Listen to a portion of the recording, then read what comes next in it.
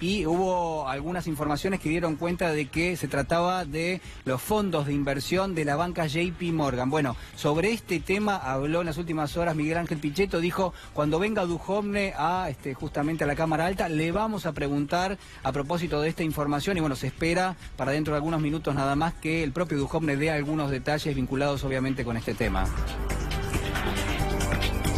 Bien, y ya vamos a seguir con los temas más importantes del día y algunos que tienen que ver con cruces que hubo en las últimas horas y definiciones por parte del Gobierno Nacional, algunas en contradicción con lo que decía el propio ministro Duhovne. Pero ya vamos a ir a ese tema, porque hoy tenemos uno de nuestros móviles con nuestro invitado para el arranque del programa, que es el ex ministro de Trabajo, Carlos Tomada, así que tomamos contacto con este móvil. Allí está Agustina Rivas. Agustina, buenas tardes.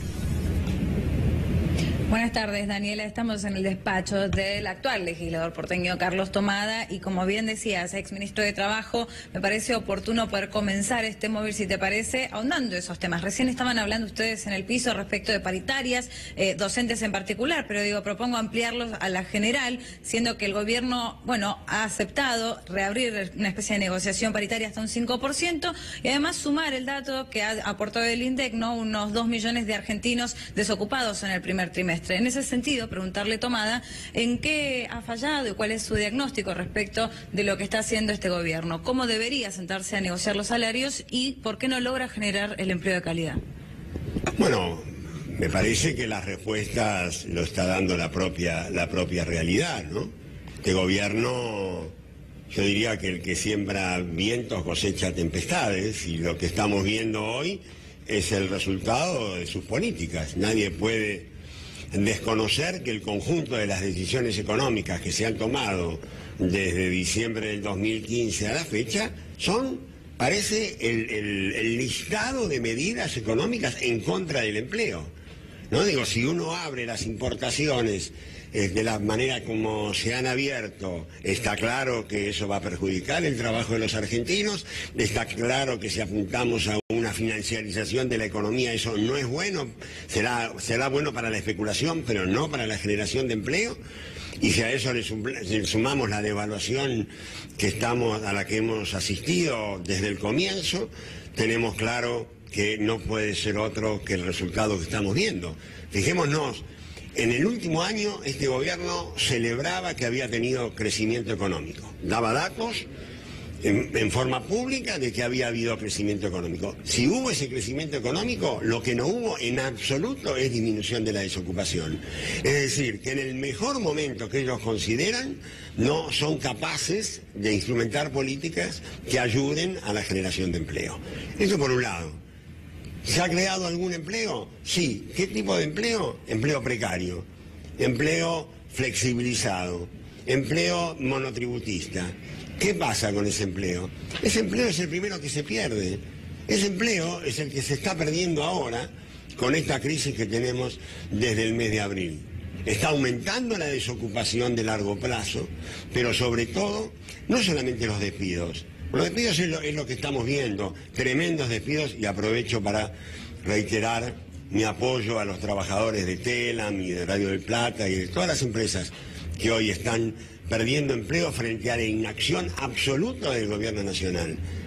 Pero también hay otra pérdida de empleo que no es tan visible, que es el empleo de aquellas contrataciones que vencen, de aquellos que se favorecen o estimulan las jubilaciones. Ese es un empleo que normalmente es el lugar donde hay mucha rotación y que genera incorporaciones. Se acabó. Ya las empresas no incorporan a nadie más. Y esto es lo que también produce una pérdida de puestos de trabajo. Si a eso le agregamos lo que está pasando con el salario, ustedes estaban hablando recién de la negociación colectiva.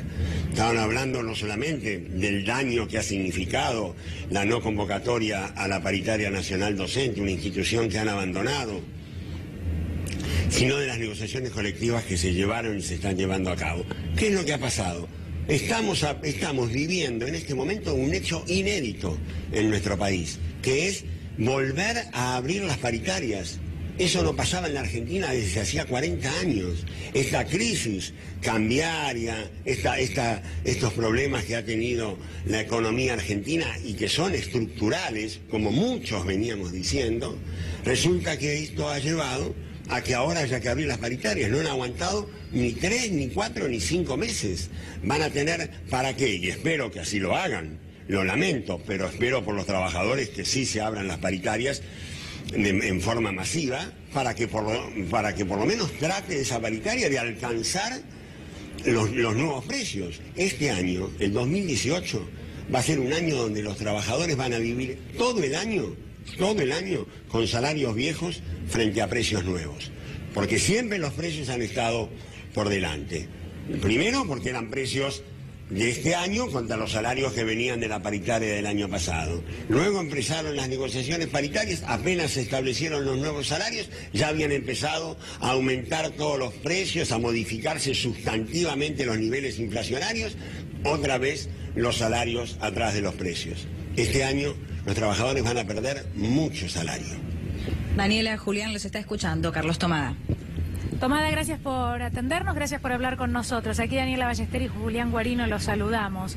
Bueno, hubo una medida de fuerza, la medida de fuerza del día 25 que fue contundente, en la que adhirieron varios sectores. Quiero preguntarle, y mencionaba yo antes de comenzar el móvil, que bueno, se mantuvo como ministro de Trabajo durante más de 12 años, ¿no?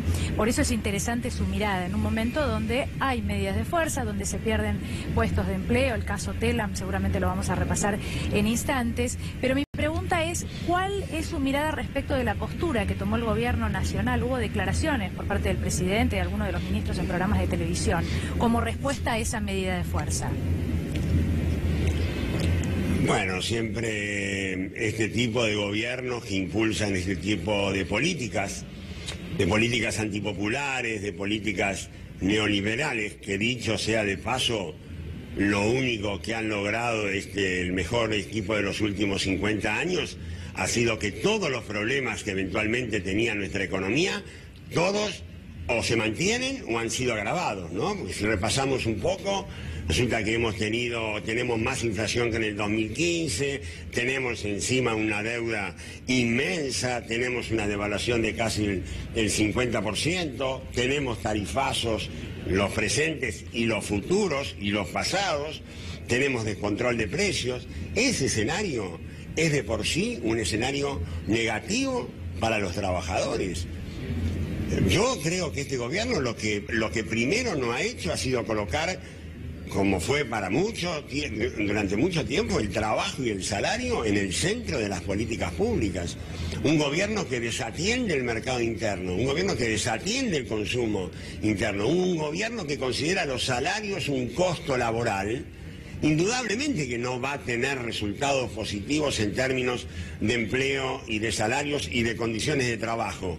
Dicho sea de paso, en materia de seguridad social, tampoco, porque esa es la tercera pata que también estamos viendo cómo se la desmantela, cómo se hace retroceder los niveles de los ingresos de jubilados y pensionados. En fin, forma todo parte de un proceso general donde ahí sí creo yo que no es resultado de un efecto no deseado. Es resultado de unas políticas que indudablemente no solamente agravaron la situación anterior, sino que omitieron poner a las políticas al empleo como eje fundamental de las políticas públicas. Eso lo estamos viendo de manera cotidiana, ¿eh? Esto está afectando la vida cotidiana de trabajadores y trabajadoras en la Argentina. Tomada, hace apenas algunos días el Ministerio de Trabajo dio información de lo que es el primer cuatrimestre de este año y anunció la destrucción de casi 95.000 puestos de trabajo, principalmente en el sector de la industria y de la construcción. Teniendo en cuenta que el mes de abril todavía no alcanza de alguna manera a captar lo que fue después la corrida financiera y obviamente la incertidumbre que esto genera obviamente en lo que es la economía real. Digo, ¿cuáles pueden ser las previsiones con respecto a lo que va a pasar en la próxima medición que va a traer el Ministerio de Trabajo? Yo creo que ahí lo que estamos viendo, y como bien se señala, estamos viendo el escenario que algo habíamos ya comentado, también el escenario previo a la corrida cambiaria, a la devaluación, al acuerdo con el Fondo Monetario Internacional. El escenario por delante es indudablemente de mayor conflictividad. Si ahora por delante viene el cumplimiento de los compromisos con el Fondo Monetario Internacional, que la sociedad argentina sabe lo que significa, entre un 70 y un 80% según las encuestas demuestran y muestran el rechazo de nuestro pueblo a este acuerdo con el Fondo Monetario Internacional. Y no es por ideologismo, es por experiencia de vida.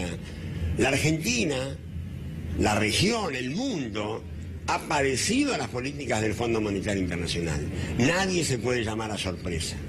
Y lo que eso augura es afectación, otra vez, del nivel, más afectación en todo caso, de los niveles de empleo, de la capacidad adquisitiva del salario y de la seguridad social. Forma parte del texto de los acuerdos firmados con el Fondo Monetario la afectación y la pérdida de derechos y garantías por parte de los trabajadores y trabajadoras en la Argentina. Entonces, quien proponga esto, que sepa que hay una sociedad activa, lo demostró en el paro general reciente, lo va a demostrar el 9 de julio, como lo demostró el 25 de mayo, una sociedad que le dice no al Fondo Monetario Internacional y una sociedad que se va a defender de estos ataques sobre el trabajo, sobre el salario.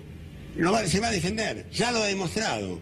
Y entonces, lamentablemente, no es cuestión de que ahora empiecen teorías conspirativas o de que se quiere que este gobierno no continúe. No, este gobierno que continúe, que termine su mandato, está bien, pero que en estas condiciones va a tener que enfrentar una enorme conflictividad social. Eso creo que es una experiencia que ya todos sabemos que va a ser así. Tomada, ya algunos gobernadores comenzaron a alertar, ¿no?, de lo que sucede en cada una de las provincias. Se firmó un acuerdo con justamente las diferentes provincias para avanzar, ¿no?, una especie de pacto fiscal. La pregunta es, ¿qué margen cree usted que hay? Porque ya los gobernadores vienen alertando, y de hecho se reúnen hoy sus ministros de Economía aquí en la ciudad de Buenos Aires, vienen alertando que las provincias están en situaciones muy complicadas. Es que yo creo que queda muy poco margen. Le voy a decir la verdad, creo que queda muy poco margen en el oficialismo y también muy poco margen en la oposición. Yo no creo que esté en condiciones, de reclamar cuidados a la gobernabilidad. La gobernabilidad es un problema del gobierno, no de la oposición. La oposición tiene que hacer oposición, tiene que enfrentar las políticas que afecten a los intereses comunes, que son las que estamos viviendo en estos momentos. Yo creo que en algún momento, por supuesto, hubo sectores dentro del peronismo, dentro de toda la oposición, dentro del sindicalismo, que quisieron mantener un cierto equilibrio por esta cuestión de la gobernabilidad. A mí me parece que hoy por hoy ese tema está planteado de otra manera. Cuando el gobierno dice que va a llamar a todos a un diálogo que ha negado sistemáticamente, a un diálogo que implica recibir solamente a aquellos que le dicen que sí, pero diálogo real ninguno, porque diálogo real implica escuchar, aceptar, resignar, eso es diálogo. Lo contrario es imposición. Y hoy por hoy, el diálogo con los gobernadores, con la dirigencia social, me parece que lo único que va a apuntar es buscar socios para el ajuste. Y yo no creo, sinceramente, que estos sectores estén dispuestos a ser socios, cómplices o lo que sea de un ajuste que va a pagar el pueblo trabajador. Yo creo que la situación es de otro orden absolutamente, precisamente porque ya no hay ni para el oficialismo ni para la oposición espacios para este tipo de diálogo, así planteado. Tomada, usted de alguna manera hacía una exposición de lo que está pasando en la agencia Telam y de los despidos que se llevaron a cabo por parte de quienes forman parte obviamente del directorio de esa agencia, y uno podría también de alguna manera trasladar esto a lo que es la visión del gobierno en función de lo que son los recortes o los ajustes que en principio se han prometido muy probablemente al Fondo Monetario, pero que también el gobierno tenía en carpeta. Quiero preguntarle por lo que era en principio la exposición presentación que iba a hacer y las argumentaciones que iba a dar y las explicaciones sobre todo, el titular del Sistema Federal de Medios Públicos, hablamos de Hernán Lombardi, que hace apenas algunos minutos acaba de informar que esa reunión que se iba a llevar a cabo en el Congreso, bueno, en principio ha quedado postergada y se va a hacer en las próximas semanas. Digo, ¿a usted cuál es la evaluación que hace de la posición del gobierno y de las argumentaciones que ha dado para despedir al 40% de la planta de la agencia Telam? Yo creo que forma parte de una decisión y de un ideologismo del que es portador este gobierno. Yo no he conocido en los largos años que uno ya tiene un gobierno portador de tanta ideología y de tanto prejuicio, ¿no? Realmente ellos llegaron al gobierno con la decisión de desmantelar al Estado argentino, de debilitarlo, de achicarlo y desde un primer momento empezaron con los despidos en el sector público, una fuerte campaña de estigmatización del empleo público que no comparto en absoluto y que fue la piedra libre para el sector privado. A partir de que el propio Estado era el que despedía como despedía, se habilitó al sector privado a hacer lo mismo y esa es la razón por la que sufrió tanto el empleo en el 2016. Y esta nueva etapa forma parte de oleadas que van a seguir de despidos colectivos, porque acá estamos hablando en general de despidos masivos, ¿no? Y una actitud de prescindencia del Estado, del gobierno frente a los conflictos sobre la pérdida de puestos de trabajo que realmente es notable. Nosotros lo veíamos, lo pensábamos de otra forma. Yo recuerdo cuando fue el tema de las administradoras de fondos de pensión, cuando se modificó el sistema que pasó a ser estatal, eso implicaba la pérdida de miles de puestos de trabajo en las empresas administradoras de los fondos de pensión. Bueno, nosotros armamos un equipo conjuntamente con otros ministerios y agencias del Estado, nada más que para resolver ese problema de todos aquellos que perdían esos puestos de trabajo. Y se logró que la inmensa mayoría, por no decir la totalidad, de los trabajadores y trabajadoras pudieran reinsertarse en otros ámbitos privados y públicos para seguir prestando porque había una decisión que los había afectado.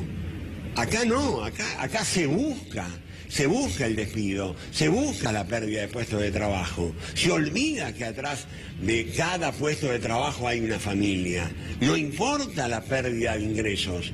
No importa las estadísticas, después empiezan a querer dibujar números o querer dar explicaciones en abstracto cuando estamos hablando de personas, de individuos que se están quedando sin empleo, masivos.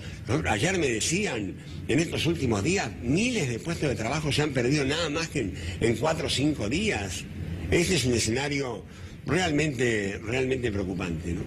Tomada, hablábamos previamente de la medida de fuerza del día 25, usted hacía una referencia ahora al 9 de julio, a el movimiento que va a haber en las calles, ¿no? A futuro, teniendo en cuenta el acuerdo con el Fondo Monetario Internacional y las decisiones de gobierno que se vienen. Quiero preguntarle cómo ve, cómo se ha ido modificando el mapa sindical. De hecho, en la última medida de fuerza convocada por la CGT, hubo varios sectores que adhirieron, que se los vio juntos finalmente, y de cara a la renovación, bueno, la central sindical o posible renovación, ¿cómo cree qué movimiento cree que hay y si le resulta llamativo en lo que es el ámbito sindical por estos días? No me resulta llamativo. En realidad lo que está ocurriendo me parece, luego de un proceso que también se ha dado en el campo de la política partidaria, me parece que el crecimiento de la bronca ciudadana, la incertidumbre de los trabajadores y las trabajadoras está de alguna manera siendo lo que produce la amalgama de todos los sectores dirigenciales del movimiento obrero. Yo siempre lo he visto, las dificultades a veces y la fragmentación está más en la superestructura que en la base de los trabajadores, y yo creo que eso muchos dirigentes sindicales lo están leyendo correctamente, y eso de alguna manera está produciendo por ahora esta decisión de unidad en la acción, que probablemente se plasme en algún momento en una conducción más unificada del movimiento obrero valor que siempre rescato y que creo imprescindible y mucho más en estos tiempos. Tomada, quiero preguntarle con respecto a lo que han sido las últimas horas las declaraciones de la diputada Elisa Carrió, a quien le consultaron obviamente por el estado de la economía y que dijo que la clase media tiene que hacer un sacrificio, tiene que hacer un esfuerzo y no tiene que dejar de dar lo que son propinas y también de dar lo que son changas. Digo, ¿cuál es la percepción que usted tiene toda vez que una de las argumentaciones que ofrece la diputada oficialista tiene que ver con cuestiones que están atadas al empleo y obviamente a la pérdida de los puestos de trabajo? Yo creo que ese nuevo exabrupto de esta diputada realmente la define a ella, ¿no? Yo creo que solamente yo no debería agregar nada por prudencia, ¿no? Creo que ella sola se ha mostrado y se ha definido cómo concibe ella lo que es el empleo y cómo concibe ella que es el salario, ¿no? Hablar de propinas en lugar de salario es una falta de respeto, es realmente un agravio. Yo no sé cómo hace esta mujer para caminar por la calle. Hablar de paradigma del empleo, las changas. Eso no, de esta forma no lo dice la peor derecha europea. Yo creo que si se juntan el Banco Mundial, el Fondo Monetario, el Banco Central Europeo, todos los grandes ajustadores de esta etapa del siglo XXI, ninguno hubiera definido mejor que lo que ella ha hecho, lo que es el pensamiento neoliberal, el pensamiento reaccionario. Realmente, no. Y quien sea portador de ese pensamiento sea considerada una referencia por la sociedad, por algunos sectores de la sociedad, realmente me preocupa mucho. Pero creo realmente que esa frase la define a ella de una manera impecable.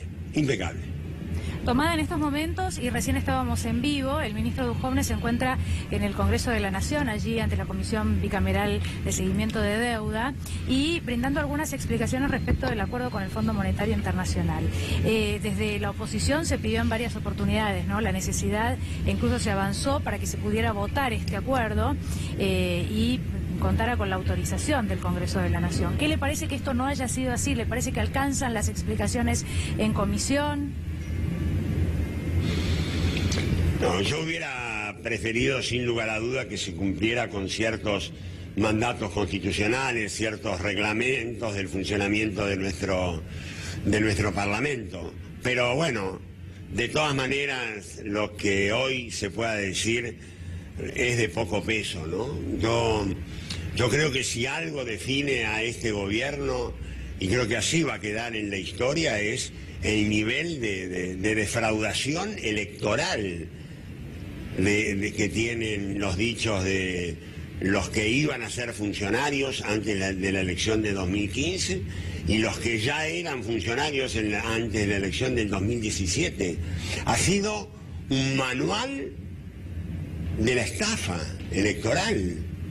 Dijeron todo lo que dijeron, y por favor invito a los que hoy están viendo este programa que repasen lo que fue el debate entre los dos candidatos a presidente.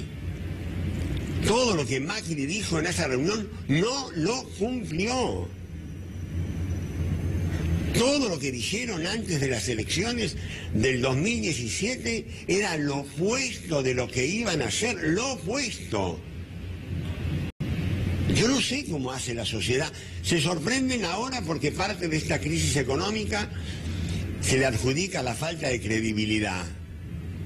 Bueno, yo imagino que un inversor extranjero, cuando ve los niveles de disociación, yo diría casi de esquizofrenia, entre lo que dicen antes de la elección y después de la elección, y lo piensa dos veces antes de traer recursos o inversión extranjera a la Argentina. La verdad, ellos son los principales afectadores, digamos, defraudadores de la confianza y por lo tanto de la credibilidad de extranjeros y por supuesto nacionales. Perdone la interrupción, pero mi pregunta va en relación con lo que está diciendo, ¿no? Las encuestas, y refiriéndose a esto, a la credibilidad de la que usted habla, o esta pérdida de credibilidad, bueno, indican que los números respecto de la imagen del presidente de la Nación, bueno, sufren un retroceso, una baja, en todo caso un acercamiento con otros candidatos. Pero ¿qué es lo que cree que pasa en la oposición? Que no hay hasta el momento una figura, tal vez por la situación propia de la oposición, que pueda capitalizar eso que está pasando. Bueno, la oposición viene iniciando recién ahora un proceso de reordenamiento, de realineamiento. Por supuesto que no es fácil, se viene de dos derrotas. Por un lado, creo yo que hay un liderazgo importante, producto de una gestión en Cristina Fernández de Kirchner.